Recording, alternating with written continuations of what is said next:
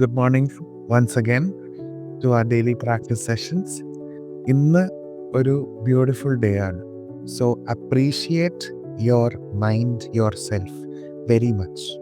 Limiting ബിലീഫിനെ കുറിച്ച് സംസാരിക്കണമെങ്കിൽ ആദ്യം തന്നെ ഞാൻ ചെയ്യാൻ പോകുന്നത് ഒരു ചെറിയൊരു എക്സസൈസും കൂടി ഉണ്ടാവും.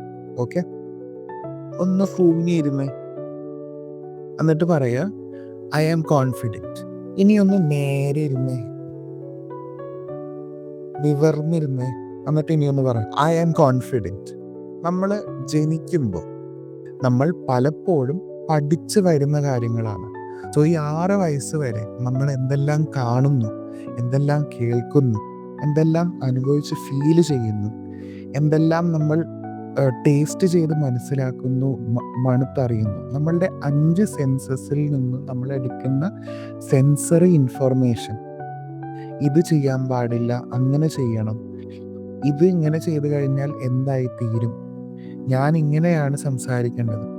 നമ്മൾക്ക് എല്ലാവർക്കും ഒരു പാറ്റേൺ അണ്ടർസ്റ്റാൻഡ് ചെയ്യാനാണ് നമ്മൾ പഠിച്ചിരിക്കുന്നത്. സോ സോഷ്യൽ ലേണിംഗ് എന്ന് പറയുന്ന കോൺസെപ്റ്റിലാണ് നമ്മൾ ലിമിറ്റിംഗ് ബിലീഫ് മനസ്സിലാക്കേണ്ടത്. ഇനി ഇങ്ങനത്തെയൊക്കെ കുറേ കാര്യങ്ങൾ നിങ്ങൾ കേട്ടിട്ടുണ്ടോ എന്ന് എനിക്കറിയില്ല. ആരും തന്നെ ഈ സർക്കിളിൽ നിന്ന് പുറത്ത് പോകാറില്ല.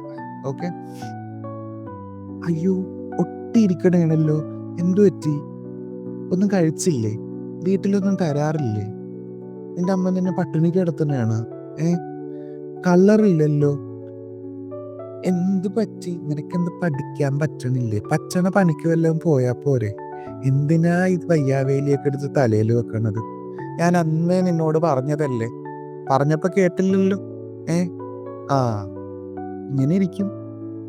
ഇങ്ങനെയൊക്കെ നമ്മൾ കേട്ടിട്ടുണ്ടോ?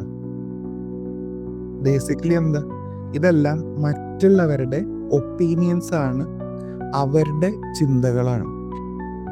ഏതോ സമയത്ത് നമ്മൾ ആവശ്യമില്ലാണ്ട് ഇതെല്ലാം നമ്മുടെ ഉള്ളിലേക്ക് എടുത്തത് നമ്മുടെ ഉള്ളിലേക്ക് അങ്ങോട്ട് ഇന്റേർണലൈസ് ചെയ്ത് വെക്കും. ഇന്റേർണലൈസ് ചെയ്ത് വെക്കുമ്പോൾ എന്താ, നമ്മളുടെ എത്തിക്സ്, ബിലീഫ്സ്, വാല്യൂ സിസ്റ്റംസ് ഇതങ്ങടായി മാറും. ഓട്ടോമാറ്റിക്കലി നമ്മൾ എന്താകും, നമ്മളുടെ വിശ്വാസമായി തീരും. ശരിയാണ്, ഞാൻ പറഞ്ഞാൽ കേട്ടായിരുന്നെങ്കിൽ ഞാൻ ഇങ്ങനത്തെ ഒരു പ്രശ്നത്തിൽ വരില്ലായിരുന്നു. അപ്പം എന്തായി, കുറച്ച് നാൾ കഴിയുമ്പോഴത്തേക്കും നമ്മൾ മറ്റുള്ളവർ പറയുന്നത് കേൾക്കാനായിട്ട് തുടങ്ങും. എപ്പോഴെങ്കിലും നിങ്ങൾ വിചാരിച്ചിട്ടുണ്ടോ, നിങ്ങൾക്ക് ഒരു സെയിം പാറ്റേൺ തന്നെയാണ് റിപ്പീറ്റ് ആയിക്കൊണ്ടിരിക്കുന്നതെന്ന് ജീവിതത്തിൽ? അതായത് നിങ്ങൾക്ക് ഇഷ്ടമില്ലാത്ത ആൾക്കാരെ തന്നെയാണ് നിങ്ങൾ അട്രാക്ട് ചെയ്യുന്നത്. നിങ്ങൾക്ക് ബുദ്ധിമുട്ടാണ് സിറ്റുവേഷൻസ്, ആ ബുദ്ധിമുട്ട് സിറ്റുവേഷൻ തന്നെയാണ് നിങ്ങൾ അട്രാക്ട് ചെയ്യുന്നത്. നിങ്ങൾക്ക് എന്താണ് നിങ്ങൾ ഫിയർ ചെയ്യുന്നത്, അത് തന്നെയാണ് നിങ്ങൾ അട്രാക്ട് ചെയ്യുന്നത്. ഇനി അത് മണി റിലേറ്റഡ് ആണെന്ന് വിചാരിച്ചു, ഈ ഞാൻ പറയുന്നത് കൊണ്ട് ഇത് എഫക്റ്റഡ് ആവരുത്, ട്രിഗേർഡ് ആകരുത്. പാവപ്പെട്ട ഒരു മെന്റൽ സ്റ്റേറ്റിലാണെന്നുണ്ടെങ്കിൽ, അതായത് മണി റിലേറ്റഡിൽ ഒരു പുവർ മെന്റാലിറ്റിയിലാണ് നമ്മൾ നിൽക്കുന്നതെങ്കിൽ, ഉറപ്പായിട്ടും നമ്മളുടെ മെന്റാലിറ്റിയും അങ്ങനെ തന്നെ ആവുമ്പോൾ നമ്മളുടെ എത്ര ലോൺ അടച്ചു തീർക്കണമെങ്കിലും നമ്മളുടെ പുവർ ഡെറ്റ് സൈക്കിൾ എന്ന് പറയില്ലേ, DEBT, ഡെറ്റ് സൈക്കിൾ. നമ്മളുടെ ഫുൾ ചിന്തകൾ എന്താ, പാറ്റേൺസ് എന്താ, കാശ് അടച്ചു തീർക്കണം, അടുത്ത ലോൺ EMI വരുന്നുണ്ട്, എപ്പോഴും അതിലേക്ക് തന്നെയാണ് നമ്മളുടെ ഫോക്കസ്.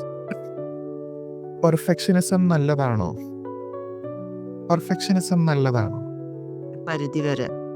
ഒരു പരിധിയിൽ വരെ. പക്ഷെ പെർഫെക്ഷനിസം വരാനുള്ള മെയിൻ കാരണങ്ങൾ എന്തായിരിക്കും? ഒന്നല്ലെങ്കിൽ നമ്മൾ കണ്ടു വളർന്ന പാറ്റേൺസ് അങ്ങനെയാണ്, എല്ലാം പെർഫെക്റ്റ് ആയിരിക്കണം. അല്ലെങ്കിൽ വീട്ടിൽ നിറച്ച് കെയോസ് ആയിരുന്നാലും, ഒട്ടും കൺട്രോൾ ഇല്ലാത്ത സാഹചര്യങ്ങളായിരുന്നാലും, അപ്പോൾ നമ്മൾക്ക് സമാധാനം കിട്ടിയത് നമ്മളുടെ കാര്യങ്ങളിൽ പെർഫെക്റ്റ് ആക്കിയാൽ, കൺട്രോൾ ചെയ്ത് കഴിഞ്ഞു കഴിഞ്ഞാൽ, എൻ്റെ കാര്യങ്ങൾ കൺട്രോളിൽ നിന്ന് കഴിഞ്ഞാൽ എനിക്ക് സമാധാനം കിട്ടും. അപ്പോൾ മൈക്രോ മാനേജ് ചെയ്ത് തുടങ്ങുമ്പോഴത്തേക്കും എനിക്ക് സമാധാനം കിട്ടുന്ന രീതിയിൽ എൻ്റെ ജീവിതം തീരും.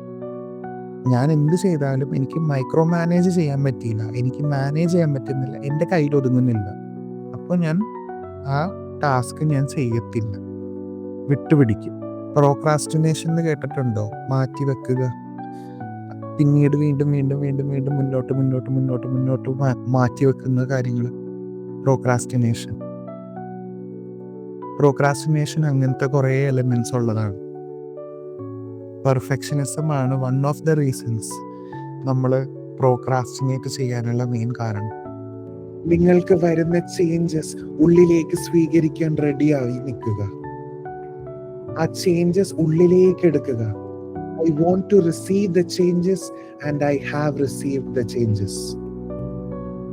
ഞാൻ ആ ചേഞ്ച് എൻ്റെ മനസ്സിലേക്ക് ഞാൻ സ്വീകരിക്കുന്നു, എൻ്റെ ശരീരത്തിലേക്ക് ഞാൻ സ്വീകരിക്കുന്നു, എൻ്റെ ജീവിതത്തിലേക്ക് ഞാൻ സ്വീകരിക്കുന്നു. മെല്ലെ ഇരു കൈകളും കൂട്ടിത്തിരുമ്മി കണ്ണിലേക്ക് വെക്കുക. Practicing gratitude like this will get you to more places. Limiting ബിലീഫിനെ പൊട്ടിച്ച് കളഞ്ഞ് മുന്നോട്ട് നമ്മൾ ഗ്രാറ്റിറ്റ്യൂഡ് പ്രാക്ടീസ് ചെയ്യുന്നതോറും കൂടുതൽ ചേഞ്ചസ് നിങ്ങളുടെ ലൈഫിലേക്ക് വരും. So go in that beautiful feeling, feel grateful to yourself, touch your heart and say I thank you and I am sorry, I acknowledge you and I love you. Start your day beautifully. അഹം ബ്രഹ്മാസ്മി.